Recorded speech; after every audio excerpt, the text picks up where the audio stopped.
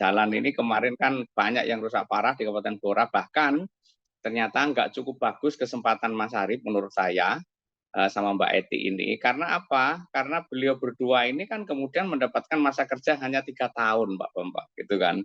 Itu pun masih terganggu soal kemarin waktu COVID-19 dan sebagainya, sehingga kesempatannya sangat sangat sempit sekali. Tetapi saya kira Mas Arief dan Mbak Eti ini cukup bagus sekali ketika kemudian saya sebut sebagai berburu ya, dukungan dari pusat itu dari berbagai kementerian, maka kemudian di tengah anggaran yang sangat terbatas, masa kerja hanya 3 tahun, kemudian RAPBD yang APBD Kabupaten Blora yang nggak terlalu besar, itu pun masih diganggu COVID.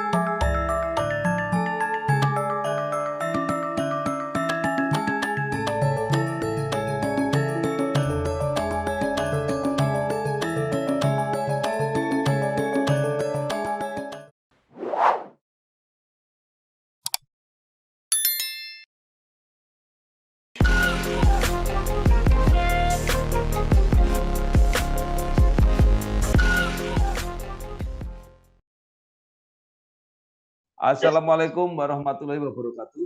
Waalaikumsalam warahmatullahi wabarakatuh. Bersama saya Bambang Sadono di kanal Inspirasi untuk Bangsa. Mudah-mudahan bersama saya Bambang Sadono di kanal Inspirasi Jawa Tengah. Mudah-mudahan kanal ini bisa memberi inspirasi, motivasi, dan edukasi. Kami sedang mempersiapkan beberapa video wawancara untuk menyambut Pilkada serentak, termasuk pemilihan Bupati dan Wakil Bupati Blora untuk periode 2024-2029. Saat ini saya sudah bersama dengan narasumber, seorang tokoh di Blora, yaitu Bapak Haji Muhammad Fattah SAG MED. Beliau adalah Ketua Pengurus Cabang Nahdlatul Ulama Kabupaten Blora. Apa kabar Pak Fattah? Alhamdulillah baik sekali Pak Bambang, ini sehat walafiat insya Allah. Oke. Ya, terima kasih. Beliau lahir di Blora 7 Juni 1969, menyelesaikan S1 di UIN Sunan Kalijogo, Yogyakarta, kemudian S2 di Amerika, mengawali karir sebagai guru, pernah menjadi kepala MAN Rembang, pernah menjadi kepala Kakan Kemenak Kabupaten Rembang, pernah menjadi kepala Madrasah Aliyah Negeri Man Blora, dan saat ini menjadi kepala Kan Kemenak Kabupaten Blora, sekaligus ketua PCNU. Pak Fattah, bisa mulai cerita perjalanan karir singkat aja sampai saat ini, Pak. Moga silakan, Pak. Ya, terima kasih Pak Bambang dan Assalamualaikum warahmatullahi wabarakatuh untuk semuanya. Salam sejahtera, semoga sehat selalu. Baik Pak Bambang, jadi saya memang dilahirkan di Blora dan mengawali masa kecil saya mengikuti pendidikan bagaimana ya, nuwun sewu, saya juga orang desa Pak Bambang, bahkan kita kan satu kecamatan Tujungan Pak Bambang ya. Nah, lahir di Desa Sidoarjo Pak Bambang, jadi jenengan di belahan barat Kecamatan Tujungan, saya di belahan timur. Nah, itu kemudian saya menjalani pendidikan saya sebagaimana orang-orang NU juga di madrasah, madrasah-madrasah pagi seperti MI, MT, SMA, setelah itu kemudian di UIN Sunan Kalijaga Yogyakarta. Memang minat ketertarikan saya dari semula memang menjadi pendidik Pak Bambang. Jadi maka kemudian saya masuk di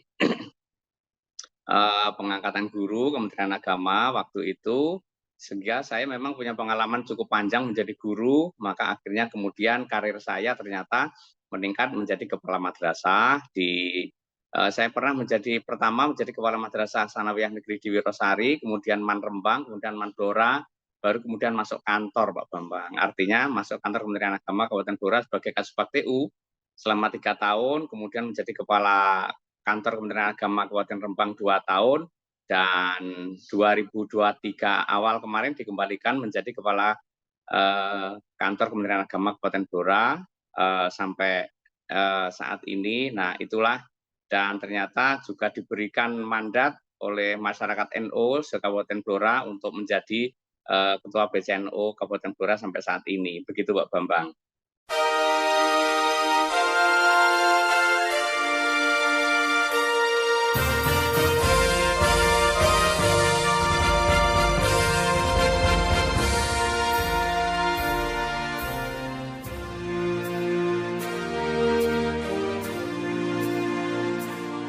Baik, terima kasih Pak Mata.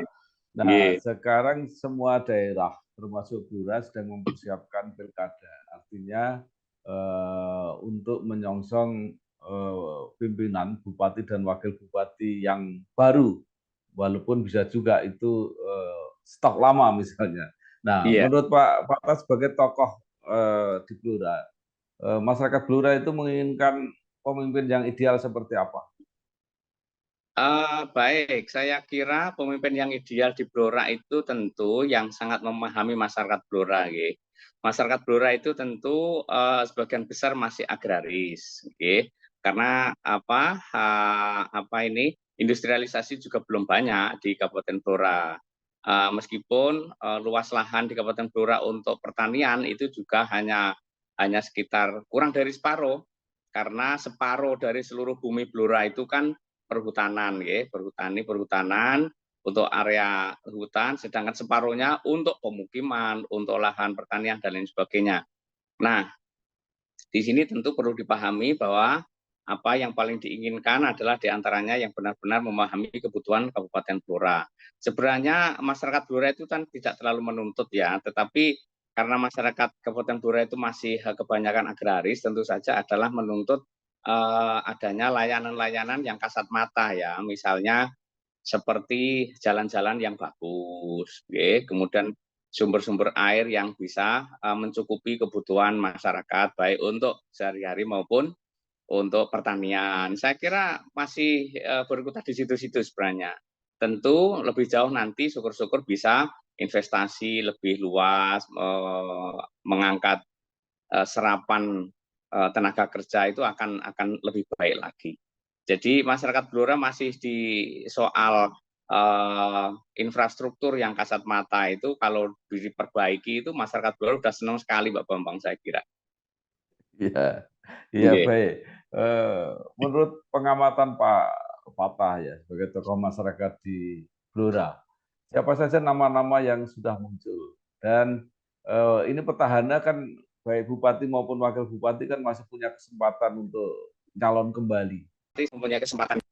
Tentu saja saya masih kerepotan Pak Bambang karena masih simpang siur ya.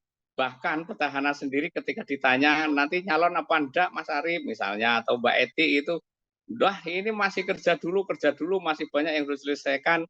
Jadi belum ada kejelasan sama sekali nuwun sewu Pak Bambang. Saya nggak bisa mengatur ya orang per orang. Betul itu di media juga belum mengkerutut gitu kan. Jadi masih agak susah untuk disampaikan saya kira ya, belum jelas gitu masalahnya. Baik. Nah, menurut informasi bahwa NU Blora itu merupakan cabang pertama di Indonesia yang memiliki anggota cukup besar. Nah, kira-kira apakah NU sendiri punya kriteria atau punya persyaratan kalau mau mendukung calon gitu? Baik, terima kasih Pak Bambang. Jadi Nahdlatul Ulama khususnya pengurus cabang cabang Kabupaten Blora memang cukup saya kira separuh lebih dari penduduk Blora itu mengaku sebagai orang NU lah. Nah, kemudian berkait dengan pimpinan daerah ya dalam hal ini di Kabupaten Blora, saya kira kembali bahwa Nahdlatul Ulama itu adalah jamiah diniyah sesungguhnya, ya. Jadi sedangkan, terus kaitannya dengan politik seperti apa? Kaitannya dengan politik adalah bahwa satu hal yang ingin dicapai oleh Nahdlatul Ulama adalah menjamin harkat dan martabat kehidupan masyarakat. Syukur bisa meningkatkan kesejahteraan masyarakat yang lebih baik. Ini tentu sangat diperjuangkan oleh Nahdlatul Ulama. Nah, ini tentu berkait dengan kepentingan-kepentingan politik. NU sekali lagi kami tegaskan adalah bukan partai politik, tetapi membutuhkan instrumen politik untuk membantu mewujudkan peningkatan kesejahteraan rakyat. Di situ.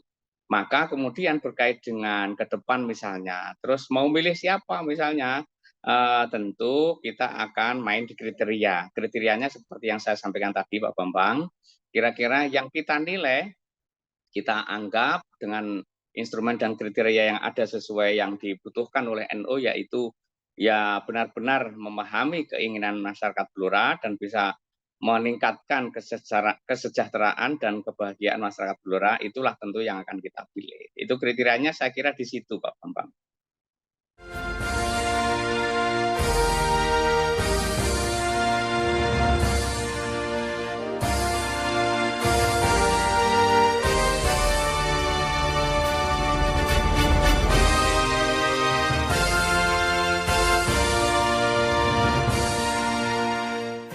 Baik.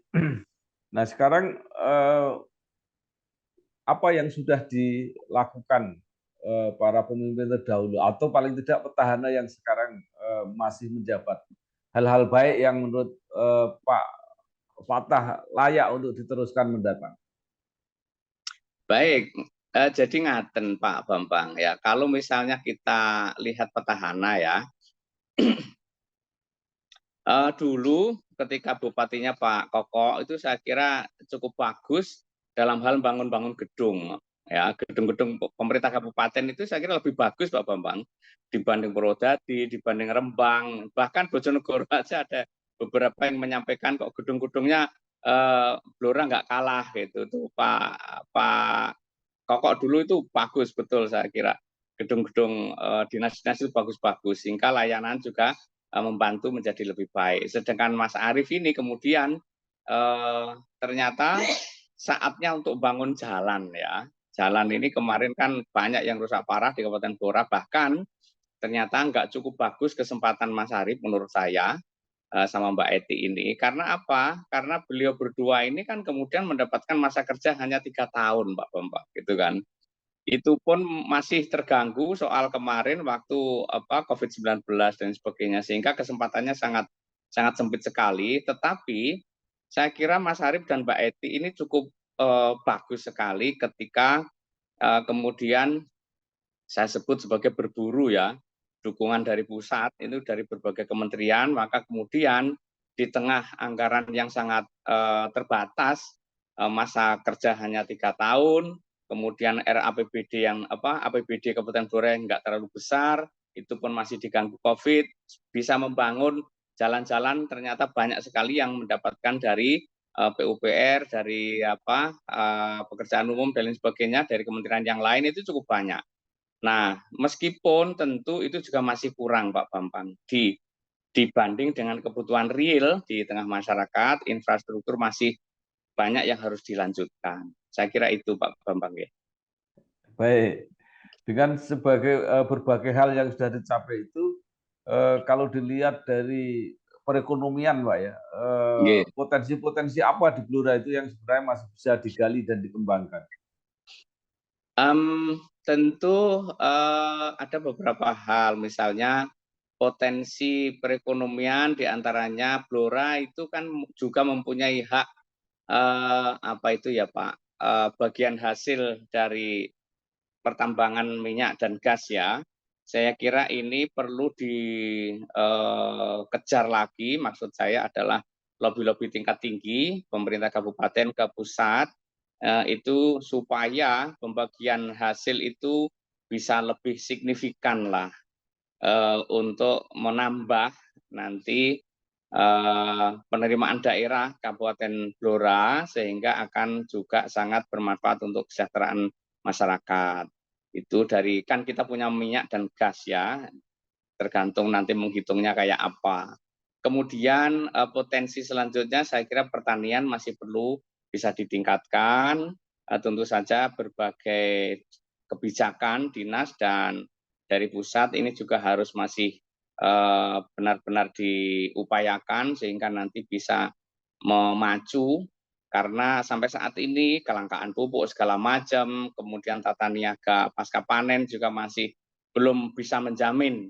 Nah, ini kalau bisa diatasi, saya kira nanti petani Blora bisa lebih mendapatkan perbaikan lah.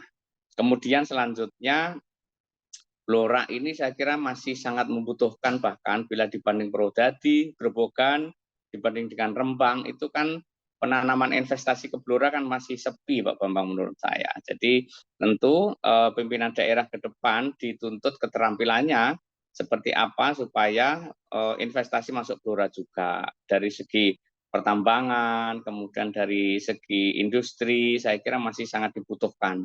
Itu saya kira ke depan kalau bisa dikembangkan akan menjadi sangat bagus sekali Pak Bambang.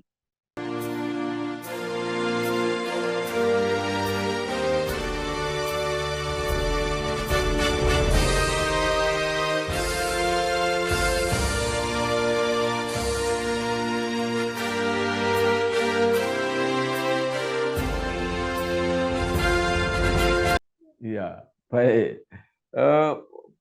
NU Blora pernah dikenal sebagai pelopor pertanian beras atau padi organik. Itu Yeah. sampai sekarang masih atau seperti apa Pak perkembangannya?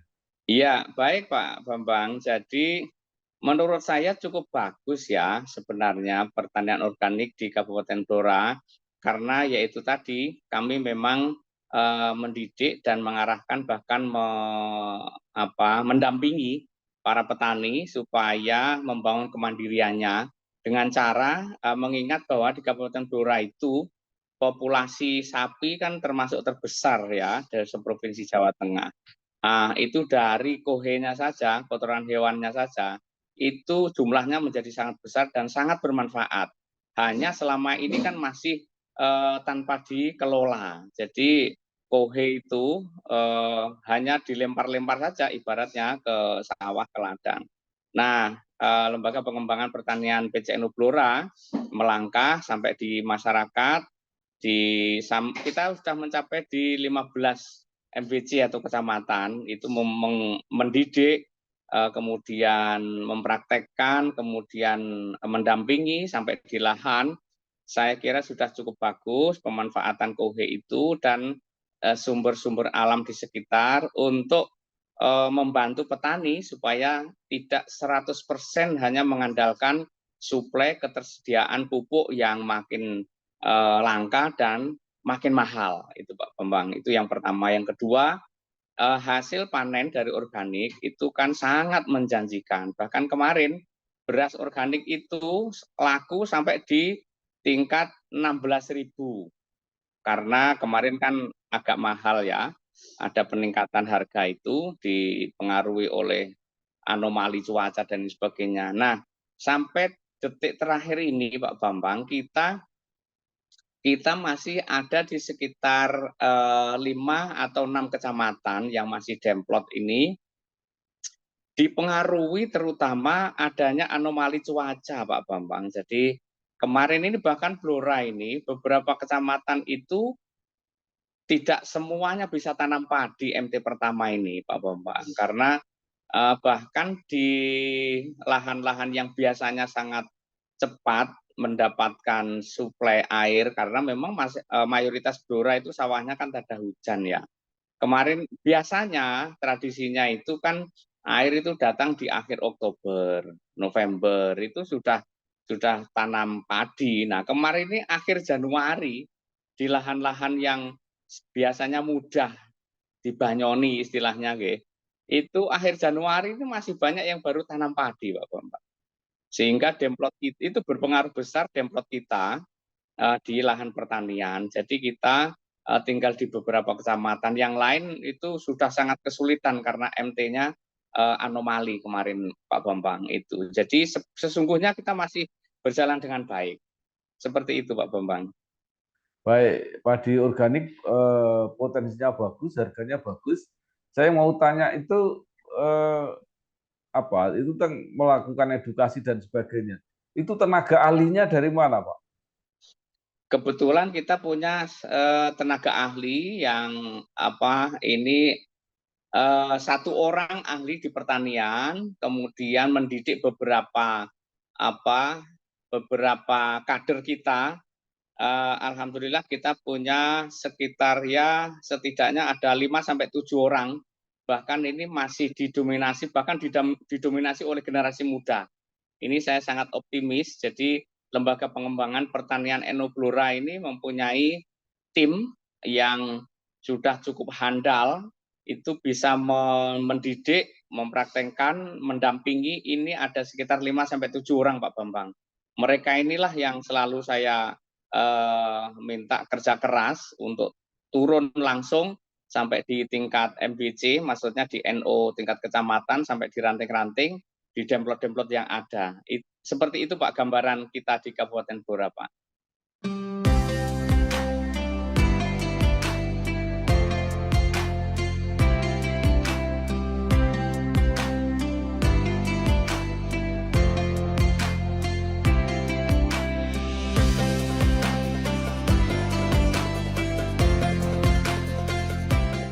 Ya, baik. Terakhir, Pak Fatah, Bapak sebagai tokoh masyarakat dan pimpinan PCNU, apa harapan Bapak terhadap masyarakat Blora dalam mempersiapkan atau menyongsong pemilihan bupati dan wakil bupati tahun ini? Silakan, Pak. Baik, terima kasih Pak Bambang dan semuanya. Jadi saya sangat berharap masyarakat Kabupaten Blora nanti ke depan memilih calon pimpinan daerah Kabupaten Blora untuk kontestasi yang akan datang ini.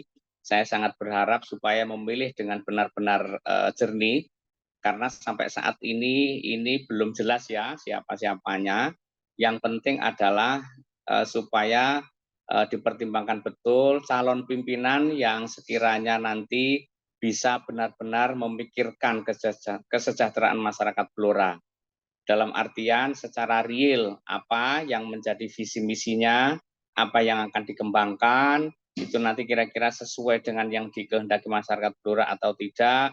Kemudian termasuk rekam jejaknya selama ini saya tentu harus istilah Jawanya harus ditintingi betul ya, dicermati betul rekam jejaknya, visi misinya dan lain sebagainya, baru kemudian nanti ditentukan siapa sekiranya figur atau tokoh yang benar-benar mumpuni dan diharapkan bisa menjanjikan untuk masyarakat Blora ke depan ini meningkatkan kesejahteraannya. Maksud saya mengingat akhir-akhir ini pemilihan umum termasuk pilkada ini kan nampaknya demokratisasi kita, situasi demokratis kita sedang mendapatkan cobaan karena transaksionalnya sulit sekali dihindari Pak Bambang. Bahkan ini kan sudah menjadi wacana di tingkat nasional ya. Kok jadi seperti ini gitu kan? Ini sebenarnya kejernihan berpikir masyarakat ini cukup terampas. Makanya ini saya kira yang saya inginkan adalah pertimbangan-pertimbangan itu supaya benar-benar diutamakan lah. Yang terbaik itu bukan karena telah memberi apa ini itu hanya untuk suara, tetapi kedepannya 5 tahun harus benar-benar dipertimbangkan. Saya kira seperti itu Pak Bambang yang bisa kami harapkan. Luar biasa sekali apa yang disampaikan oleh Bapak Haji Muhammad Fatah SAG MED sebagai Ketua PCNU Kabupaten Blora, agar masyarakat Kabupaten Blora benar-benar memilih pemimpin terbaik, jangan terpengaruh oleh pemberian-pemberian dan hal-hal transaksional yang lain, gitu ya Pak. Baik. Saya kira terima kasih, sukses terus, semoga harapan terkabul dan gerakan partai organik yang dipelopori NU berkembang terus untuk kesejahteraan masyarakat Blora. Terima kasih Pak, sukses. Terima kasih Pak Bambang dan semuanya. Assalamualaikum warahmatullahi wabarakatuh. Waalaikumsalam warahmatullahi wabarakatuh.